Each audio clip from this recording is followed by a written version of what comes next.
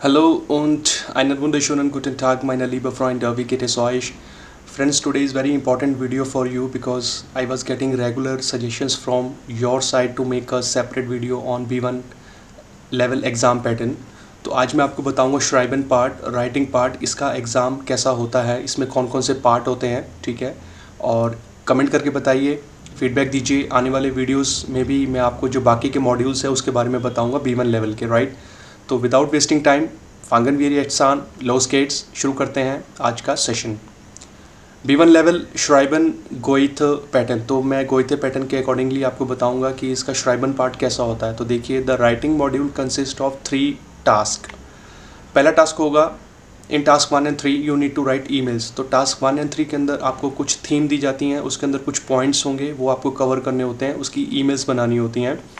In task 2 you need to write a contribution to a discussion. मान लीजिए कि कोई एक थीम आपको दी जाएगी, उस थीम के ऊपर किसी XYZ पर्सन ने अपना सजेशन जो है, अपना फीडबैक ऑलरेडी दिया होगा, आपने वो पढ़ना होगा और उसके ऊपर आपका क्या फीडबैक है वो आपको लिखना होता है, राइट।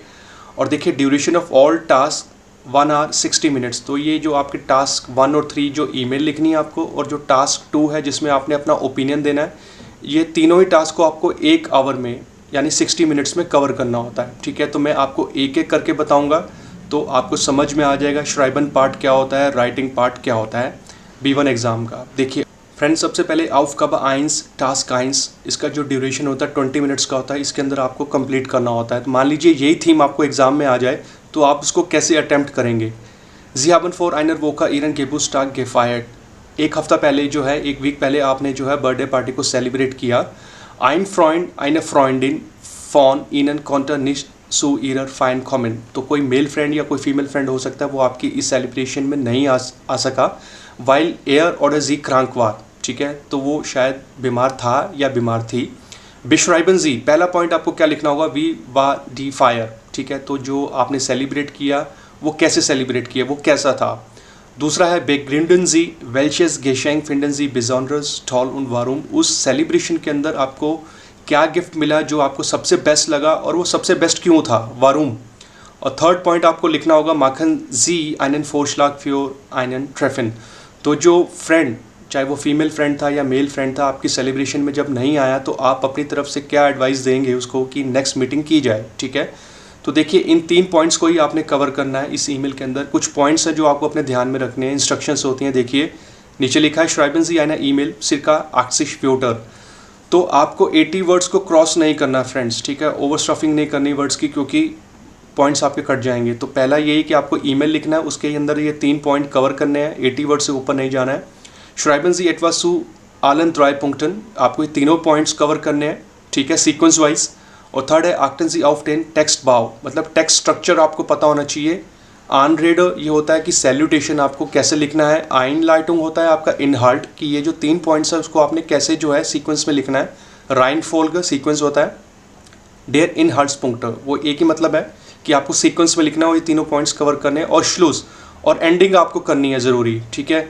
तो देखिए, ये 3 पॉइंट्स हैं और इन इंस्ट्रक्शंस के अकॉर्डिंग आपको एक ईमेल लिखनी है। ये होता है पहला टास्क aufgabe 1। अब अगली स्लाइड में मैं आपको बताऊंगा कि अगर यही थीम आ जाए तो आप कैसे उसको लिखेंगे, ठीक है। चलिए देखते हैं aufgabe 1 टास्क 1 20 मिनट्स, ठीक है। तो मैंने जैसे आपको बताया Anrede, Einleitung, Reihenfolge, der Inhaltspunkt, Schluss, ये कवर करने हैं। तो पहला पॉइंट हमारा क्या था, Beschreiben Sie wie war die Feier। अब इसको शुरुआत करते हैं, ईमेल देखते हैं हम कैसे इसको लिखेंगे। सबसे पहले Anrede, सैल्यूटेशन जो हम लिखते हैं। लीबर मार्क्स, अगर आप किसी मेल पर्सन को रिप्लाई कर रहे हैं तो लीबर लिखना है, पीछे AR लगाना है। और अगर आप किसी फीमेल फ्रेंड को लिख रहे हैं तो लीब, पीछे A आएगा, R नहीं आएगा, फीमेल के लिए लीब आएगा। ज़ारा, तो ये मैंने कुछ रैंडम नाम्स ले लिए हैं, आपको जो अच्छा लगे वो लगाइए, बस आपने लीबर और लीबर का ध्यान रखना है। तो ये पॉइंट कवर हो गया आपका Anrede सैल्यूटेशन। अब बढ़ते हैं आगे। देखिए, अब जो कि वो बीमार थी या बीमार था, वो आपकी सेलिब्रेशन में नहीं आ सका, तो पहला एक फ्रेज उसके लिए लिख दीजिए। जैसे वी गेट एस टीयर ich kann verstehen dass du wegen deiner Krankheit an meiner Geburtstagfeier nicht kommen konntest।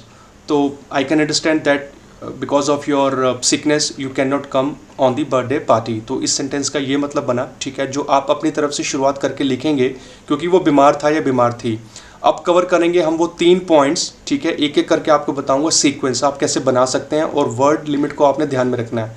तो सबसे पहला हमारा क्या था, बेश्राइबन जी वी वार डी फायर, तो पार्टी कैसी रही, ठीक है, कैसी रही, तो उसके लिए आप बना सकते हैं कुछ ऐसा, डी पार्टी वार सू टॉल वाइल वियर इन आइनम रेस्टोरेंट गेफाइड हाबन, तो पार्टी जो थी वो बहुत ही अमेजिंग थी क्योंकि हमने इस बार जो है उसको सेलिब्रेट किया एक रेस्टोरेंट के अंदर। तो ये कवर हो गया आपका फर्स्ट पॉइंट, ठीक है, वर्ड लिमिट आपने ज़्यादा नहीं रखनी है क्योंकि कवर करना की पार्टी कैसे थी, ठीक है। अब देखते हैं हमारा सेकंड क्या था, बेग्रिंडन जी वेल्शेस गेशेंक फिंडर जी बिजॉन्डर टॉल उन वारूम, तो आपको कौन सा गिफ्ट ऐसा जो था बढ़िया लगा और क्यों लगा। फ्रेंड्स अब इस वाले पॉइंट को अब हम कुछ ऐसा लिखेंगे, देखिए इश आबा फील गेशेंक का बिकॉमन, मुझे बहुत सारे गिफ्ट मिले, आबर दस बेस्ट अवार आइन लैपटॉप, सबसे बढ़िया एक लैपटॉप था, डेन मियर माइने एल्टन गेशेंक हाबन, जो मुझे दिया मेरे पेरेंट्स ने। तो यहाँ पे डेन मैंने एक रिलेटिव प्रोनोमन लगाया जो लैपटॉप के लिए। फ्रेंड्स देखिए अगर आप B1 लेवल का एग्ज़ाम दे रहे हैं तो थोड़ी ग्रामर आपको लिखनी पड़ेगी सो दैट आपके एग्ज़ाम में नंबर्स अच्छे आएँ।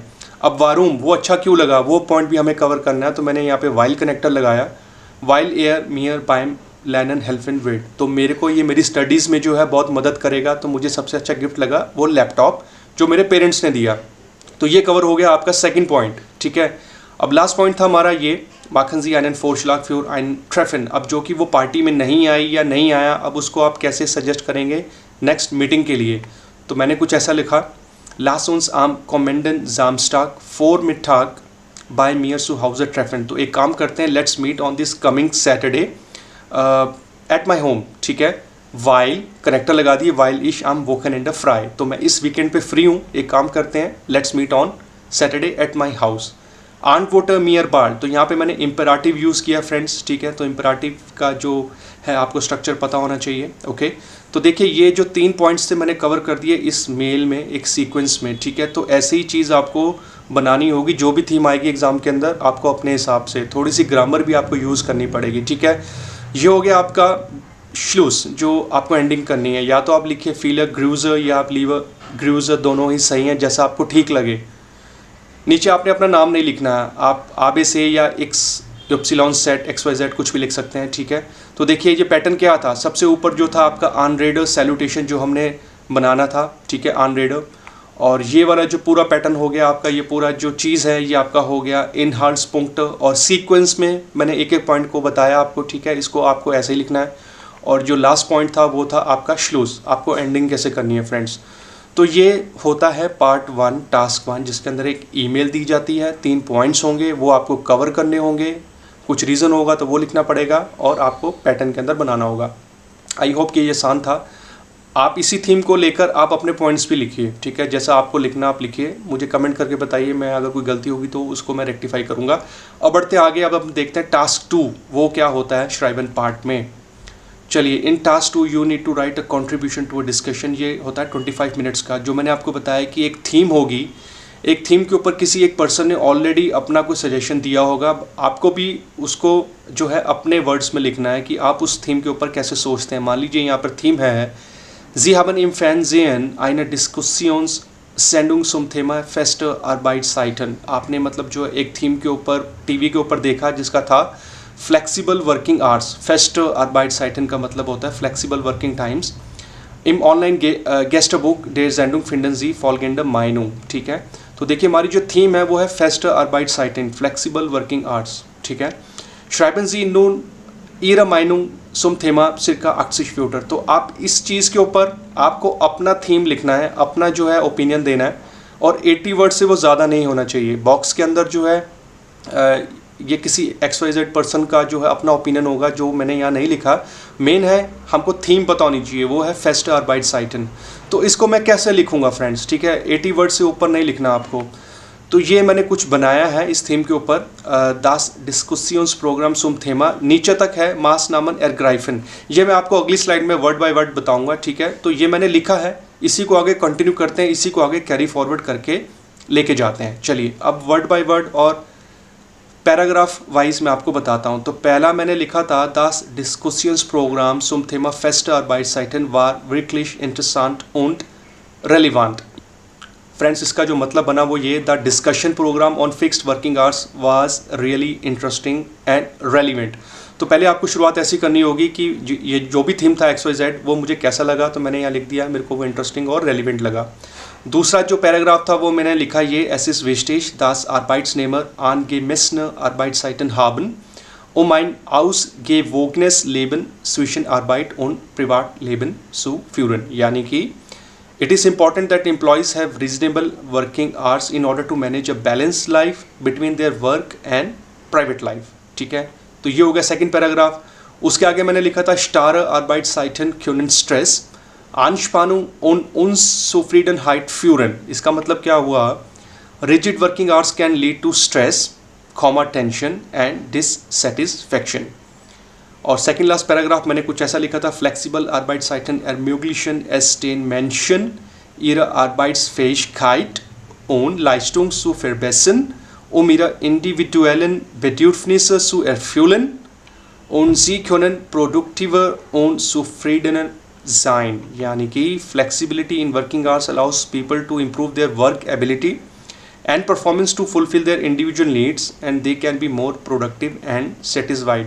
तो फ्रेंड्स देखिए, मैंने कुछ वोकेबलरी यूज़ की है क्योंकि ये B1 लेवल है, आपको करनी पड़ेगी। बेसिक लिखेंगे तो पॉइंट्स भी आपको बेसिक ही मिलेंगे, नॉर्मल मिलेंगे। ठीक है, अच्छी वोकेबलरी यूज़ करेंगे तो अच्छे पॉइंट्स मिलेंगे। और लास्ट पैराग्राफ जो मैंने लिखा था पिछली स्लाइड में वो यहाँ पे भी है, Meiner Meinung nach sollten Unternehmen die Bedeutung flexibler Arbeitszeiten erkennen und entsprechende Maßnahmen ergreifen। ठीक है, इसका मतलब है ना, इन माई ओपिनियन, माइनर माइनुंग नाक का मतलब होता है in my opinion companies should recognise the importance of flexible working hours and take appropriate measures. तो ये मेरा ओपिनियन था, मैंने उस थीम को कैसे बनाया और मैंने वर्ड लिमिट भी जो है 80 वर्ड्स तक ही रखी, उससे कम 1-2 वर्ड्स चलेगा, थोड़ा सा 1-2 वर्ड्स आप ऊपर जा सकते हैं, लेकिन ओवर स्टफिंग मत करिए। 80 का 90 अगर कर देंगे तो कवर तो आप कर देंगे, उसको आप बता देंगे ओपिनियन, लेकिन आपके जो पॉइंट्स हैं वो कट सकते हैं फ्रेंड्स। ठीक है, तो दोनों चीज़ों पे आपने ध्यान रखना है। एक तो ये आपको थीम से भटकना नहीं है, उसके ऊपर ही पॉइंट्स लिखने हैं, जो दिया है उसी के ऊपर लिखना है, वर्ड लिमिट आपने क्रॉस नहीं करनी है और अच्छी वोकेबलरी का यूज़ करना है। तो ये होता है टास्क 2 श्राइबन पार्ट में कि आपको जब अपना ओपिनियन देना हो किसी थीम के ऊपर। अब हम देखते हैं टास्क 3 क्या होता है B1 के श्राइबन पार्ट में। ये भी एक ईमेल होता है, देखिए Aufgabe 3 है, टास्क 3 है, ये 15 मिनट का होता है, छोटा होता है। Schreiben Sie eine ईमेल, एक ईमेल लिखिए circa 40 Wörter, 40 वर्ड से ज़्यादा नहीं होनी चाहिए। Vergessen Sie nicht die Anrede und den Gruß am Schluss। वही चीज़ है कि आपको Anrede, सैल्यूटेशन और Gruß am Schluss का ध्यान रखना है। कुछ भी आ सकता है एग्जाम में, बट वो आपको 40 वर्ड से ऊपर नहीं लिखना। पार्ट 3 जो होता है शॉर्ट होता है। तो यहाँ पर है Ihre Kursleiterin Frau Müller hat Sie zu einem Gespräch über Ihre persönlichen Lernziele eingeladen। Frau मिलो ने आपको इनवाइट किया है एक कन्वर्सेशन के लिए, आपके पर्सनल लर्निंग्स को कैसे जो है उसके ऊपर वर्कआउट किया जाए। Zudem Termin können Sie aber nicht kommen। इस टर्मिन पे, इस अपॉइंटमेंट पे आप नहीं आ सकते हैं। ठीक है, ये आपको लिखना होगा।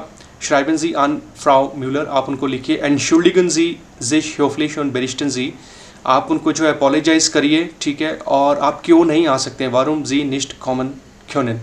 तो ये छोटी सी ईमेल है, आपको लिखनी होगी। तो मैंने जो इस ईमेल को बनाया है वो कुछ ऐसा होगा, आप अपने वर्ड्स में भी बना सकते हैं। Sehr geehrter Frau Müller, अगर यहाँ पे हेर म्यूलर होता तो लग जाता Sehr geehrter, ओके, पीछे एर लगेगा।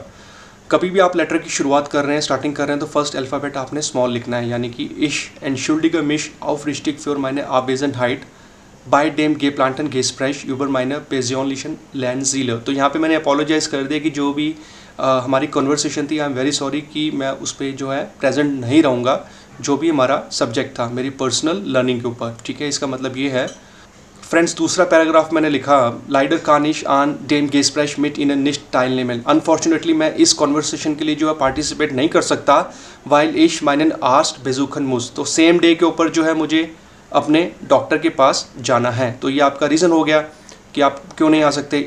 और फ्रेंड्स नीचे मैंने लिख दिया इश टांका इनन फ्योर ईरा फेस्टैनिस। Thank you very much for your understanding. मिट फ्रॉइंडलिशन ग्रूजन आ बे से। तो हमेशा फॉर्मल लेटर की जो एंडिंग है वो आपको जो है श्लूस मिट फ्रॉइंडलिशन ग्रूजन ही लिखना है। अगर इनफॉर्मल है तो फील ग्रूजर या फिर लीबर ग्रूजर जो आपने फर्स्ट टास्क में देखा था, यहाँ पर लगेगा मिट फ्रॉइंडलिशन ग्रूजन आ बे से। अपना नाम आपको नहीं लिखने की ज़रूरत है। तो फ्रेंड्स ये था आज का सेशन। मैंने कवर किया B1 लेवल का श्राइबन पार्ट, राइटिंग पार्ट। पार्ट 1 और 3 में जो होता है ईमेल्स लिखनी होती हैं और पार्ट 2 के अंदर आपको अपना ओपिनियन देना होता है। तो मैंने एक एक चीज़ आपको बाइफिकेट करके बड़े आसान तरीके से बताई, वर्ड टू वर्ड ट्रांसलेट करके बताया। तो आप एक काम ये कर सकते हैं कि इन्हीं थीम्स को आप अपने वर्डिंग में लिखिए, ठीक है। कहीं प्रॉब्लम आती है तो मुझे कमेंट करिए, मैं आपको बताऊंगा, उसको रेक्टिफाई करूंगा, पूरी कोशिश करूंगा फ्रेंड्स, ठीक है। आने वाले सेशंस में जो B1 लेवल के दूसरे मॉड्यूल्स है उसके ऊपर भी मैं जो है वीडियो बनाऊंगा आपके लिए, ठीक है। ये रेगुलर सजेशन मेरे को आ रही थी कि इस वाले सब्जेक्ट के ऊपर भी मैं वीडियो बनाऊँ, तो ये रहा आज का वीडियो आपके लिए फ्रेंड्स, ठीक है। लास्ट में आपसे बोलूँगा थैंक यू वेरी मच। पूरा वीडियो अगर आपने देखा, लाइक कमेंट शेयर और सब्सक्राइब कर दीजिए दोस्तों, मेरे लिए यही एक मोटिवेशन है इस चैनल पे बने रहने के लिए। जल्दी मिलेंगे, जर्मन पढ़ते रहिए दी जर्मन मेंटोर पे। अपना ध्यान रखिए, सेफ रहिए, बिस बाल्ड, च्यूस, auf Wiedersehen, चाओ चाओ।